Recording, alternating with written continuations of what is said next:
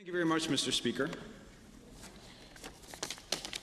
Yesterday, I asked a question of the honourable member just to my right, if you'll pardon the pun. I asked him in a rather flippant way, but there was something to it. I said, how much tax could a carbon tax tax if a carbon tax could tax tax? And of course, we're referring to the multiplier effect that this indeed does have. So it sounds like it's funny, but it is not. And I will refer to the words of a different American president. You would think he was speaking about today. He said, "You cannot bring about prosperity by discouraging thrift. You cannot strengthen the weak by weakening the strong. You cannot help the wage earner by putting down the wage payer. You cannot further the brotherhood of man by encouraging class hatred. You cannot keep out of trouble by spending more than you earn. You cannot build character and courage by taking away a person's initiative and independence. You cannot help people permanently by doing for them what they could and should be doing for themselves." That's, of course, by Abraham Lincoln. Now, did I say this is in direct reference to this bill? I would say it's in direct reference to this debate and a number of things that have happened in this House and beyond its walls in the last number of weeks. So I prefer to not be misquoted on that, Mr. Speaker. It's been very disappointing that this government has shot down nearly every Bill 20 amendment that has come from this side of the House. It's obvious that the NDP are eager to end the discussion on the carbon tax and get out of the chamber. Now, sadly, this is not new. We've seen this a number of times before, including as late as last week, when the government left debate on the medical assistance in dying motion as late as they possibly could. Many believe that this was an attempt to divert attention, you may want to hear this, away from Bill 20. And if it did, that would be fair to some extent, since medical assistance in dying is indeed an absolutely critical issue. But that being said, we're obviously here to speak to this amendment and motion to Bill 20. At every turn, our PC caucus offered attempts to improve this bill because this bill, as it currently reads, does not serve Albertans. Amendments that were brought forward that would have made the bill at least manageable for Albertans and provided much needed accountability to the legislation that our constituents have been asking for. For instance, the member for Calgary-Lougheed moved an amendment that would have made Bill 20 a revenue-neutral carbon tax. The government said no. The member for Calgary Northwest moved an amendment that would have made the carbon tax more accountable by requiring that the minister and a committee review the impact of the tax. What do you think the government said? No. The member for Calgary West moved and passed an amendment that will increase the accountability on the government's carbon tax inspectors by requiring that they provide a receipt for any information taken. Thank you, government, for accepting that motion. You could say yes to this motion as well. Member for Vermilion-Lloydminster, the Honourable third-party House Leader, moved an amendment that would have ensured the strength of the tourism industry, one of our powerhouses right now, one of our few. We know that the government said no to that as well. How about the member for Grand Prairie-Wapiti, who moved an amendment that would have protected our forestry sector? The answer again? No. Or the member for Calgary-Fish Creek, who moved an amendment that would have provided supports to help small businesses deal with the carbon tax. The same answer. A bit of a trend, Mr. Speaker. These were very well-researched, well-intended motions, and I really believe that the government missed huge opportunities. But it's not just from this side of the House that there are suggestions being made. Just in quick conversation with a constituent just a couple of days ago. He's well-studied. He's insightful. He would have loved to ask the NDPs just 3 questions if he was given the time. Will you simply allocate the projected revenue from the carbon tax to offset the operating deficit? Makes sense. Will you dial back the number of individuals that are likely to receive credits or exemptions, since those only undermine the energy conservation goal of the carbon tax?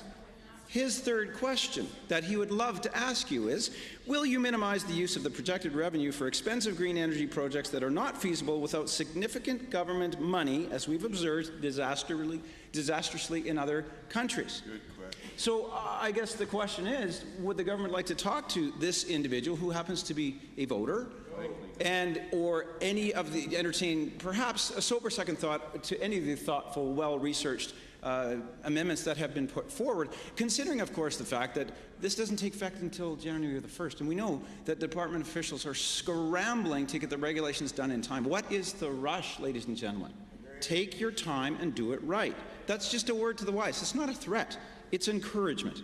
So even though the NDP would not accept our amendments, I would challenge any government members to answer any of the questions I just have asked, because that member would like to, sorry, that member of the public, that voter would like to hear from you. You really would. So I think it's a shame how government has approached the discussion on Bill 20. They've tried one of two strategies. First, they've tried to frame the debate on this bill as the full climate leadership plan. Now, essentially, almost every time a government member has spoken, they've referred back to the report from Dr. Leach. And while there's some excellent work in the report, Mr. Speaker, that cannot be denied, it's certainly not all reflected in the bill. Bill 20 is about the carbon tax, energy efficient of Alberta, and mandating the CCEMC to be in complete unison with the climate leadership plan, which is one of the biggest concerns from this side of the House. This bill doesn't make reference to their escalated coal phase-out, for one thing, something that's already revealing numerous problems, you can't deny that will come to the fore in the years to come. In fact, we're still waiting to hear from Terry Boston. Why don't we wait for his report? How much coal generation companies are going to have to be compensated by the government? We're told the report will come later this year. Estimates are upwards of an additional $10 billion that will have to be provided for stranded capital, lost revenue, which will inevitably have to be covered by the taxpayer. And as I say it, that number's not going to be right. And if you're saying then don't say it, well, I'm saying we need to talk about this, and we can't make decisions until vital pieces of information like this are in. It's just wise. The bill also fails to talk about another key strategy from the Climate Leadership Plan that was revealed in November 2015, the oil sands emission cap. It's vital that we use technology to reduce emissions per barrel in the future. We've already reduced emissions per barrel by about a third in the last 15 years alone. That's a good news story. Now, however, using the command and control system may not provide the outcomes that the province is actually looking for. And as new projects come online, we'll gradually move up to this emissions level. Now, basically, it's saying to investors that no new capital investment is required in the Alberta oil sands. Go away. We don't need you. We don't want you. And I ask, is that the message you were actually hoping to deliver? Maybe it is. I hope not. Furthermore, it doesn't talk about the methane reduction strategy, and thus far all we've seen is its goals: 40% reduction of methane emissions below 2015 levels by 2030, and that's actually my favorite part of the plan. We know that methane emissions are 25 times worse than other emissions, and it's important that we have better reporting and reduction strategies around venting and flaring. And it's certainly something that the previous government was developing, so we're very glad that the current government is continuing with that great work. Good job. However, the member for Edmonton Southwest has been parading this part of the climate leadership plan in debate on Bill 20 as if it was somehow relevant to what we should be discussing. And it's not. Just because our Prime Minister and the President of the United States have been talking about it doesn't make it any more relevant to the 95 pages that is sitting before us today. The second strategy that the government has employed is to frame this whole debate, both in question period and during debate of this bill, on whether or not one believes in the science of climate change. Constituents have told me that's a dirty political trick. And they thought the government would rise above that. I hope they would.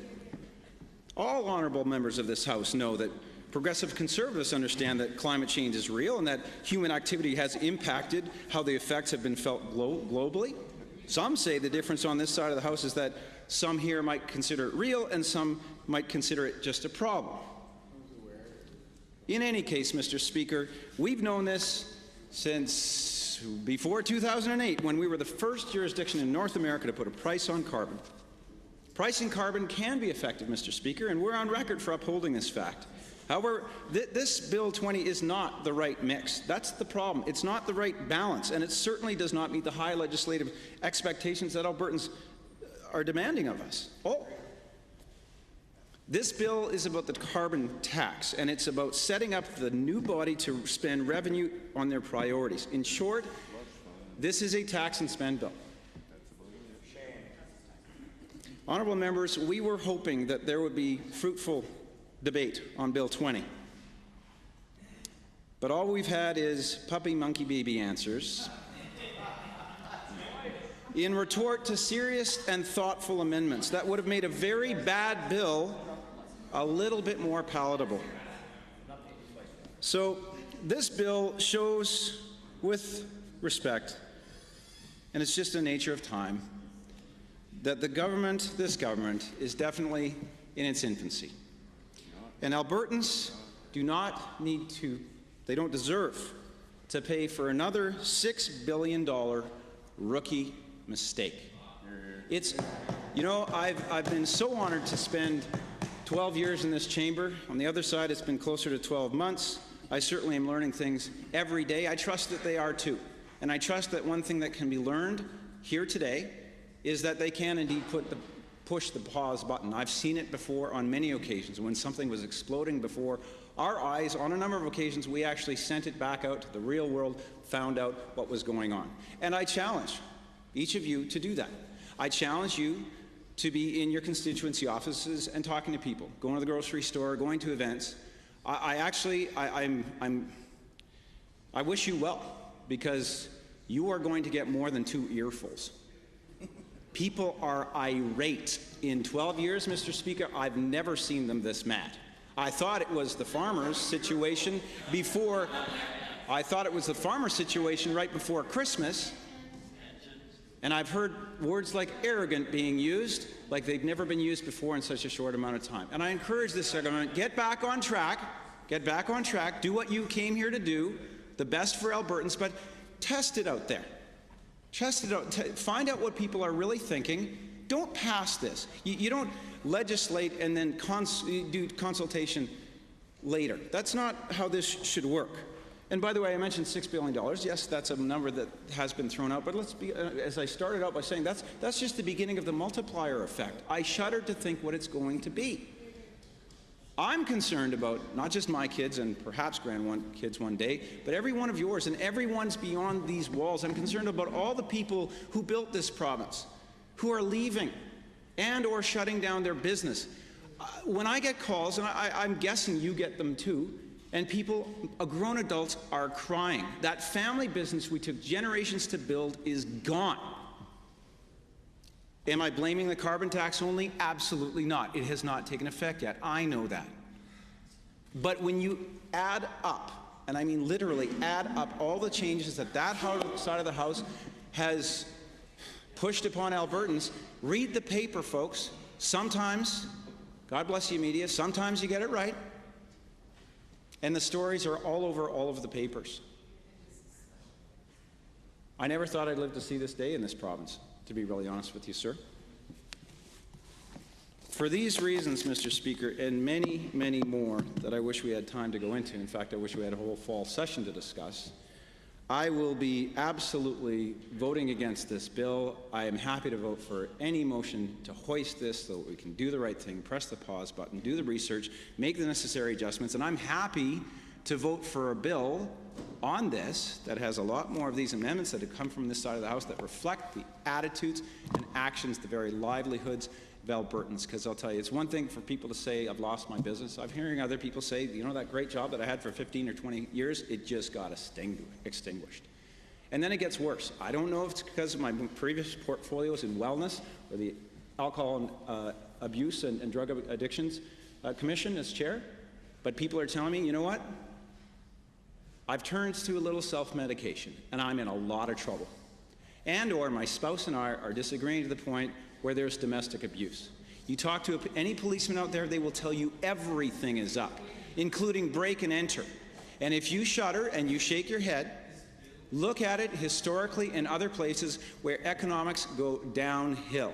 So does everything else. You are here to raise Albertans up. So are we. Let's do this together. When these folks were on this side of the House, they talked about all-party cooperation. We're offering it. Please, accept it. It's in the spirit of helping Albertans. That's all the time I have for now, sir. Thank you. Thank you, honourable member.